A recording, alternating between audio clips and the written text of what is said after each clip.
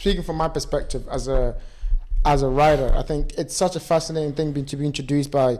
I think writing was the first time I felt people understood the way I thought.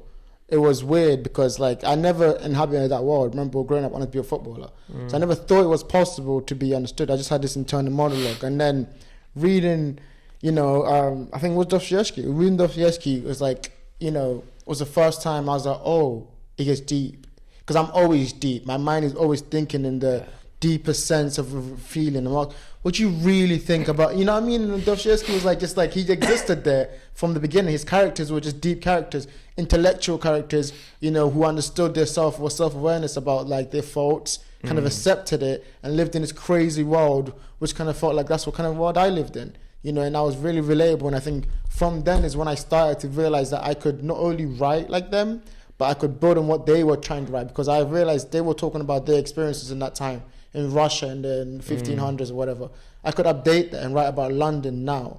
And it's like both those scenarios, all I had to do was learn the technique and the skills and, writing simply and too much words here. Okay, I could also live in your own life and figuring out how do I extrapolate this, and this character is exactly like this girl I knew, or like this character is this person. I'm like this character. All of those different kind of scenarios that I went through started then. It was like that was where it began. That's where it began. Like I started reading more, and I always feel like whenever I read more is when I can become most myself. Because I get lost in these worlds, man. I get lost in these worlds and these kind of things that they're trying to teach me, and then I will sometimes be reading and I'll just laugh out loud. Just like I'm just so lucky to be able to just read a Bukowski poem, and you're like, oh, this exists. This is amazing. Or like like we talked Dostoevsky line, and you finish one of his lines, one of his chapters, and you're like, this is insane. Oh, I forgot one. How did I forget this one? Who? Marcus Aurelius. Yes. Yes. Meditations. This fucker, right? This was a while ago, and this is one of the more interesting ones because, so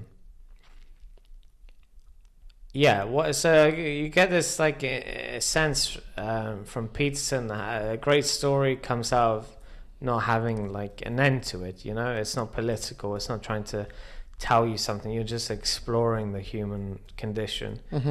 Here comes like the leader of the world, the wealthiest, strongest empire, to that point, the Roman Empire. Here comes the philosopher king, and he has his fair share of enemies, but he's been in office forever.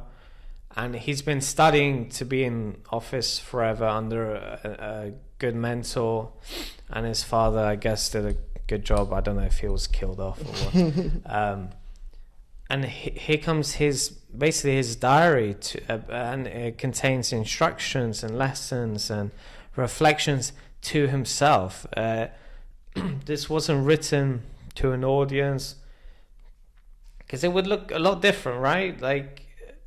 This person. The messages we get from politicians, leaders. I don't want to say nowadays, because nowadays, if you take a step back, has always been nowadays. Like you can go back 2,000 years ago, saying the same shit. But the people talking shit are talking the same shit. But him, he's writing this to himself,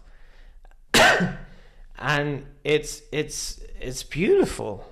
It's just beautiful because he's going through a time where there's famine. I think there's outbreak of disease. There's something like some real COVID shit, and he has to find like peace of mind, his strength.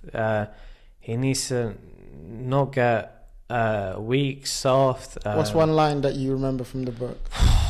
I know there's many, but what's one line do you remember from the book that really spoke to you? You talk for a minute.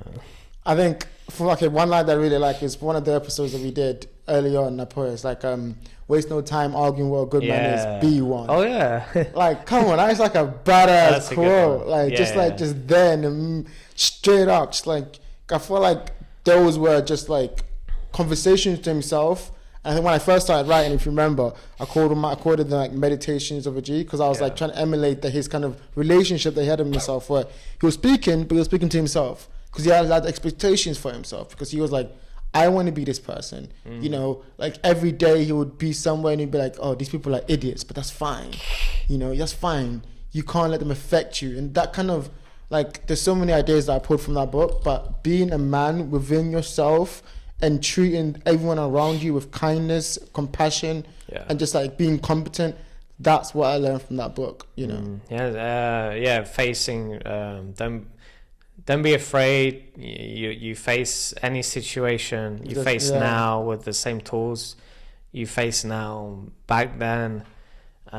Think about death. Like, a lot of his thing was like, remember, you like, you will die. Everyone's died, and it's just the humility. You know, don't aim so high that you become a monster in the process and you kill everything just to get to some imaginary goal at the end. Have some humility. Remember all the great people they compare you to, or they say you aren't as great as. They're cow dung. You know what I mean? They're in the earth. They will be forgotten one day, just like yourself. So for a ruler to say that to himself, like, that's very well adjusted. But he was a big. He didn't want to live according to like society's rule. He wanted to live according to his own nature. His own rule, And that's why the book is so special, because he doesn't tell you to go along with the crowd. He doesn't tell you to do what this person does or say what this person says. Like, you know what is right, and you just consult your own nature. Look within, find the happiness within, and like do what is right. Do what is right. Be who you are. Basically, fuck everyone else, kind of thing. But he said it more poetically. Very more poetically, and from someone who could actually say fuck everyone else. But I think also, just fuck everyone. It's like, oh, Marcus, please allow us. Okay, just to put it on that point, I know we've spoken about a couple of books, 4 or 5 books here, and I know that you have many books. You guys can't see, but there's books around. I know there's plenty more books where that came from. You've got a toy store there. I don't know who some of those people are. I know Ernest, good old Ernest. But okay, but the question I was going to ask is what... I don't know who those people... The Bhagavad Gita. The Bhagavad Gita. Yeah. Exactly. Okay. I haven't saw that one. That one's a little too... Yeah. That one's good, man. I heard. There's one... I can't fucking pronounce it. There's one line where he's like, in forest, in javelin, something.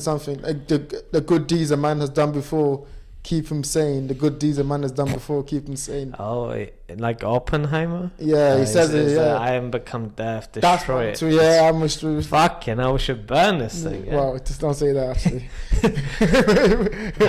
You're too white to say that. Okay, next question then. What is the goal with all these books? Is your goal to collect them? Let me finish the question because I'm still developing it. Is your goal to collect these books and to have them there as like, okay, I was able to amass this knowledge, I can pass to people, I can, give these books to people? Or are you more like being more efficient, trying to read these books? Are you trying to use them for self-knowledge? Are you a collector or you're a reader? I don't think that they're helping me get any girls because I'm sat here talking to you. Speak for yourself. I can do both. Well, not right now.